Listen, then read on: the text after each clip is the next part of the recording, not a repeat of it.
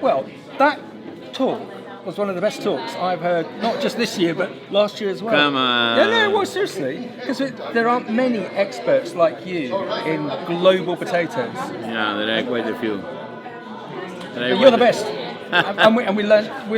Thank you. We learned so much from you.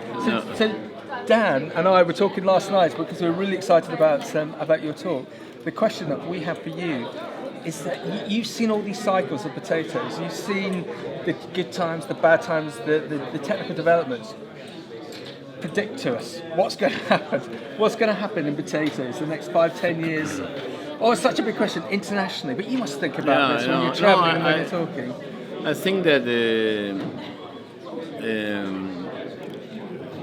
potatoes will be a more and more important crop in the future. Yeah. Not only as a table crop, but also from the processing point of view. But I also think that it will be more conscious about how to grow potatoes. People is trying to be more sustainable and also to be not more positive, but there is a word in English that I cannot find it now. It's more resilient. Yeah, well done. The people try to have a more resilient crop. Yeah. So to adapt technologies that will allow you to grow the crop if there is a bad weather or there is lack of water or too much water. Yeah. So there are many advances, technological advances, that will allow the grower to produce in a kind of more controlled environment, if I allow to say that. Of course, you will rely on the environment because potatoes can be grown in a greenhouse, but not on a commercial level to supply a factory, because the greenhouse should be very big.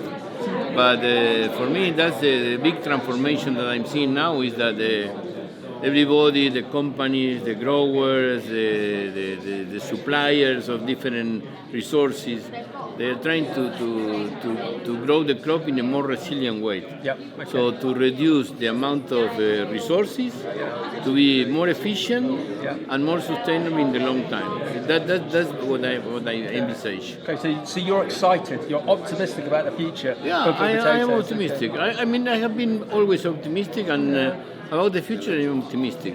And what I think that we are missing as a sector in many countries and also globally is a kind of, how many potatoes do we need? Yes, well done. Yeah, so for example, last year was an overproduction of potatoes. And that was because there were many hectares, and also the yield was much more higher. So the future should be, how many hectares do we need? I gave a presentation in Argentina 2 weeks ago, and that was my message. Even for a country, it's more easy, depending on the size. How many potatoes do we need? Because a population is not going to eat 20 or 30% more potato from one year to the other.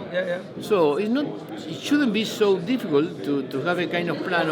How many potatoes are we going to eat next year? Are you going to eat, instead of, Argentina, for example, we are eating 45 kilograms per year. Are we going to eat 55 or 60? No, we are going to eat 45 or 46. So why to have more hectares, more yield? And we know that the crops are yielding more and more because what I was saying, the technology is there, the growers are trying to apply that technology, so you are obtaining more yield per hectare than 20 or 25 years ago.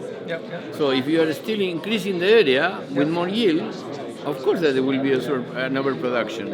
Okay. Have you enjoyed your career? Would you recommend it? If there's people going to university or thinking about going into farming globally, would you recommend this sector? Absolutely. I am blessed. I cannot speak. Okay. Sorry for that. To wrap up, I've always wanted to ask you, this is such a loaded question, what's your favourite potato variety? My favorite?